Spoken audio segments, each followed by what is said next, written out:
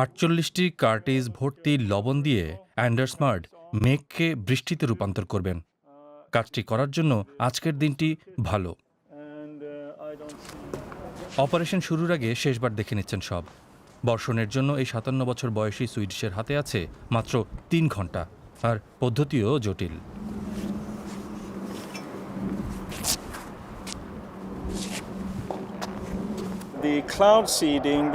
মেঘের ভেতর কোনো কিছু প্রবেশ করানো আসলে আমার মতো পাইলটের জন্য স্বাভাবিক না, কারণ সারা জীবন যাত্রীদের সুবিধার জন্য মেঘকে এড়িয়ে চলেছি।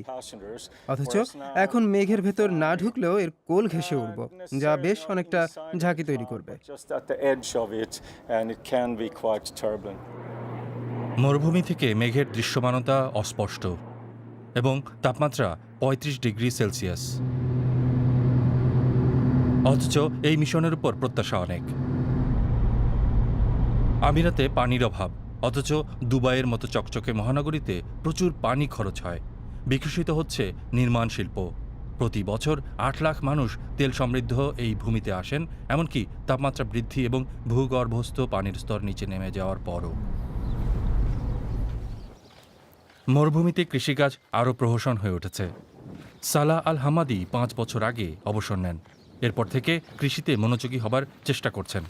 দুবাইয়ের উপকণ্ঠে তার ছোট জমিতে ডুমুর, ডালিম, ভুট্টা এবং খেজুর চাষ করেন ৬৩ বছর বয়সী সালাহ।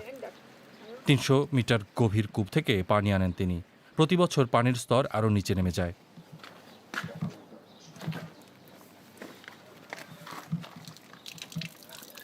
তিনি দিনে সর্বোচ্চ ৩ ঘন্টা ফলের বাগানে পানি দিতে পারেন। প্রচণ্ড গরমে অনেক ফল শুকিয়ে যায় এবং বিক্রি করতে পারেন না, তাই উপরওয়ালার ওপরই ভরসা তার।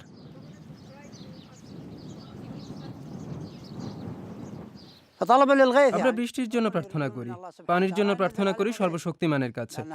বৃষ্টি ছাড়া, পানি ছাড়া মানুষের মূল্য নেই।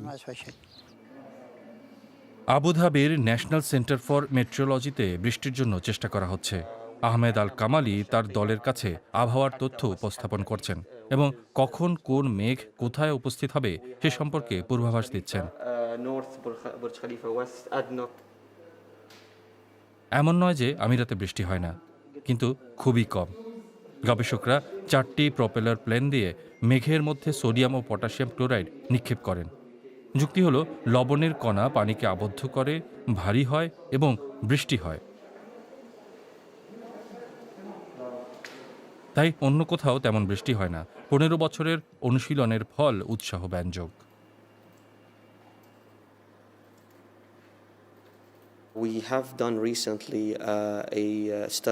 সম্প্রতি একটি সমীক্ষায় আমরা দেখতে চেয়েছি যে কিভাবে আরও বেশি বৃষ্টিপাত ঘটানো যায়। দেখা গেছে মেঘে লবণ ছোঁড়ার ফলে গড়ে ২৩% বেশি বৃষ্টি হয়। বৃষ্টিপাত এমনকি ৩৫% পর্যন্ত বেশি হতে পারে। ঘন মেঘ জড়ো হচ্ছে আকাশে, আর সময় নেই হাতে। আহমেদ আল কামালি বার্তা পাঠান অ্যান্ডারসমার্টকে।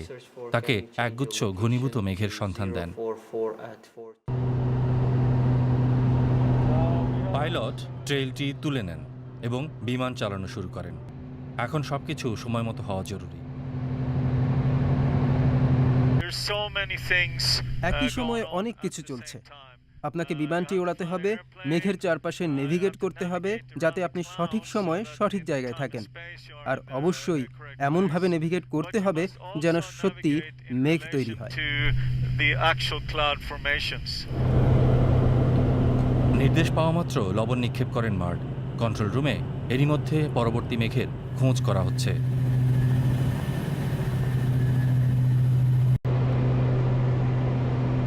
তিন ঘন্টায় ২০টি মেঘে অপারেশন চালান তিনি। প্রায় ফল পাওয়া যায় একটু পরেই। পুরো দলের জন্য সেটি আনন্দের মুহূর্ত।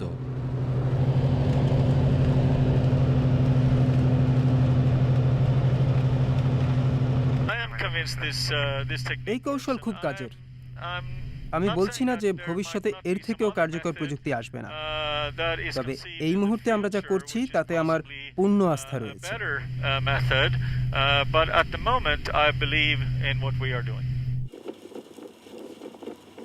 মরুময় আমিরাতে বৃষ্টি স্বস্তির। ছোটবেলা থেকেই প্রাকৃতিক ঘটনাগুলো সালাহ আল হামাদিকে খুব টানে। যখনই পারেন এই শখের চাষি বৃষ্টির ছবি তোলেন।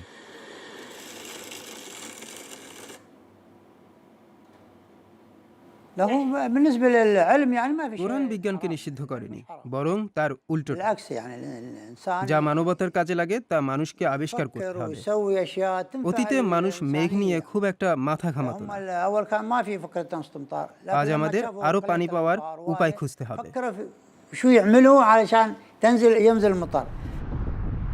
সমালোচকরা আমিরাতের এই 1000 কোটি টাকার প্রকল্পকে অবৈজ্ঞানিক এবং এর সাফল্য প্রমাণিত হয়নি বলে মনে করেন। তবে দেশটির আবহাওয়া বিভাগের প্রধান এসব দাবি প্রত্যাখ্যান করেছেন। এটি একটি সফল প্রকল্প। আমরা অনেককে উৎসাহিতও করেছি। বিশ্ব আবহাওয়া সংস্থা এর সঙ্গে জড়িত। তারা আমাদের গবেষণার জন্য কৃতজ্ঞ।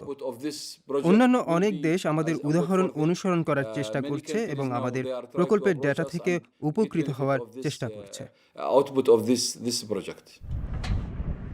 অ্যান্ডার্স মার্ড ক্লান্ত ও সন্তুষ্ট। তিনি 4টি মেঘে অপারেশন চালিয়েছেন এবং খরচ হয়েছে 40টি কার্তুজ।